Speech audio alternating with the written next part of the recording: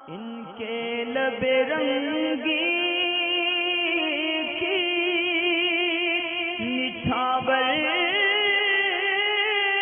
थी कि जिसने। अगला सवाल ये था कि नाहिदा की आदत जो है वो 7 दिन की थी और इसको अब 11 दिन हैज़ आया तो कितने दिन इस्तिहाज़ा के होंगे। और ये काफ़ी इम्पोर्टेंट सवाल भी है। अक्सर ख़वातीन इस किस्म के मसाइल जो पूछती हैं तो इसका जवाब भी ये है कि यानी जिन्होंने सही जवाब, पहले मैं बता दूं कि नाहिदा की आदत जो है वो 7 दिन हैज़ की थी। अब उसे अगर 11 दिन हैज़ आए तो कितने दिन इस्तिहाज़ा के शुमार होंगे। तो इसका सही जवाब था 4 दिन। बाज़ ने उसको 1 दिन लिखा कि 1 दिन होगा, क्योंकि उन्होंने मैक्सिमम पीरियड 10 दिन सोचा और उसके प्लस 1 दिन सोचा, इसलिए उन्होंने उसको 1 दिन लिखा 11 दिन। असल में बात यह है कि अगर किसी खातून को जो है वो पीरियड पहला होता है, यानी स्टार्टिंग होती है, फर्स्ट पीरियड होता है, उसमें अगर 10 दिन से जितने ऊपर जाते हैं तो क्योंकि मैक्सिमम जो टाइम है औरत के हैज़ का तो वो 10 दिन है, इसलिए उससे ऊपर को इस्तिहाज़ा करार देंगे। यानी वो उससे जो ऊपर जाएगा वो 10 दिन से ज़्यादा वो इस्तिहाज़ा होगा और मैक्सिमम 10 दिन उसमें से हैज़ के जो है वो तय कर लिए जाएंगे। अब अगर किसी खातून की आदत जो है वो 7 दिन की है, यानी वो 7 दिन हैज़ से पाक होती है। अब अगर ये 7 से ऊपर दिन जाएंगे और ये ऊपर अगर 10 से ज़्यादा निकले तो फिर इसमें 10 से माइनस नहीं करेंगे, बल्कि इसको 7 से देखेंगे कि 7 दिन से ऊपर, क्योंकि आदत से ऊपर जाना और ये 10 यानी मैक्सिमम डेज़ को क्रॉस कर जाना, तो फिर इसमें देखी जाएगी कि आदत के ऊपर कितने दिन गए। मिसाल के तौर पे इस केस में समझें कि नाहिदा को 7 साल यानी 7 दिन की आदत थी। अब अगर इसको 7 दिन से ज़्यादा खून आया और ये खून 11 दिन तक रहा, तो क्योंकि मैक्सिमम टाइम 10 होता है, अब ये 11 रहा, तो क्योंकि इसकी आदत 7 दिन थी तो हम 7 दिन से 11 के दरमियान में 4 दिन जो है वो इस्तिहाज़ा के देंगे और इसको 7 दिन, क्योंकि इसका पीरियड टाइम 7 दिन था तो इसलिए 7 दिन करार पाएंगे। इन द केस अगर ऐसा होता है कि अगर किसी को 7 दिन के अलावा यानी 7 दिन पीरियड की आदत थी, अब इसको 2 दिन ऊपर आए तो क्या 2 दिन इस्तिहाज़ा देंगे। तो ऐसी सूरत में इस्तिहाज़ा 2 दिन के ऊपर नहीं देंगे, क्योंकि ऐसा होता है कि पीरियड यानी टाइमिंग तब्दील होती है, आदत बदल जाती है। तो ऐसी सूरत में वो आगे के 2 दिन उसको ये कहा जाएगा कि इसकी आदत बदल गई। ऐसा क्यों होगा? पहले केस में इसकी एक वजह ये है कि ऐसा इसलिए होगा क्योंकि जो मैक्सिमम टाइम पीरियड है हैज़ का वो 10 दिन है।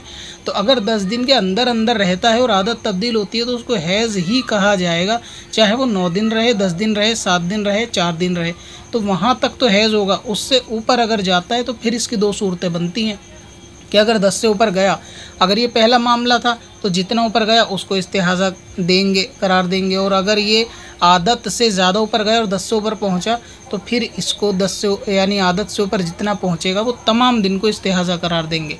अभी जैसे नाहिदा की उम्र 7 साल थी, अब इसको 11 दिन का हैज़ रहा, तो इसका मतलब ये है कि 7 से ऊपर जितना रहा वो सब इस्तिहाज़ा है, क्योंकि अगर ये हैज़ होता तो ये 10 दिन पे रुकना चाहिए था, क्योंकि इसका मैक्सिमम पीरियड 10 दिन होता है।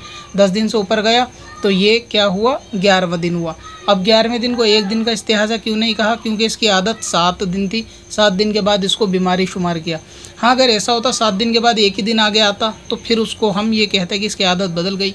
तो अक्सर ख़वातीन जो इस सवाल में उलझी होती हैं कि 5 दिन में आदत होती है गौसल करने की, हैज़ नहीं आता, फिर हैज़ 6ठे दिन आता है, तो वो पूछती हैं कि हम पाक हो गए 6ठे दिन, क्या करना चाहिए। या किसी को 6 दिन की आदत होती है, गौसल करती हैं, फिर 7वें दिन भी हैज़ का खून आता है, फिर वो पूछती हैं। तो क्योंकि मैक्सिमम पीरियड 10 दिन है ना, तो 10 दिन के अंदर वो हैज़ ही रहेगा। और अगर किसी की आदत ऐसी है कि उसको मालूम ही नहीं, कभी 4 दिन कभी 5 दिन, तो अब अगर इस्तिहाज़ा कैसे करार पाएंगे? तो इसमें होगा ये कि जैसे किसी को 5 दिन की आदत थी, अगले महीने 6 दिन की हुई, फिर अगले महीने 4 दिन की हुई, फिर अगले महीने 8 दिन की हुई, अब ये 8 की चल रही है, अब इससे ऊपर 12 तारीख तक हैज़ गया तो आखिरी वक्त की जो आदत थी बस उसको काउंट करेंगे।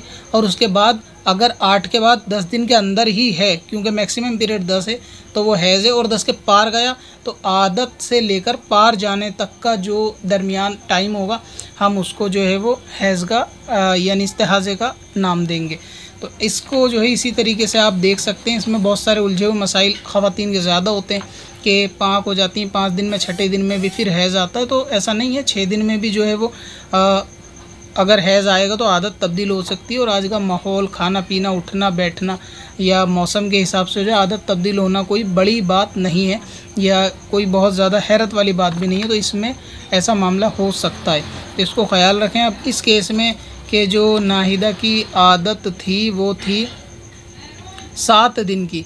अब 7 दिन से जब ऊपर 4 दिन गया तो क्योंकि मैक्सिमम पीरियड क्रॉस करा तो आदत से पूरा टाइम का काउंट कर लेंगे, और अगर ये मैक्सिमम पीरियड 10 दिन तक रहता तो फिर उसको हम हैज़ करार देते, तो जो है इस्तिहाज़ा होगा वो 10 दिन के बाद होगा। तो उम्मीद है कि ये जो है ना सवाल ख़वातीन के क्लियर हुआ होगा कि कहाँ से कहाँ आदत चेंज होती है, और किस तरह से अगर गुस्ल के बाद दोबारा खून आ जाए 5 दिन के बाद तो छठे दिन भी हैज़ हो सकता है।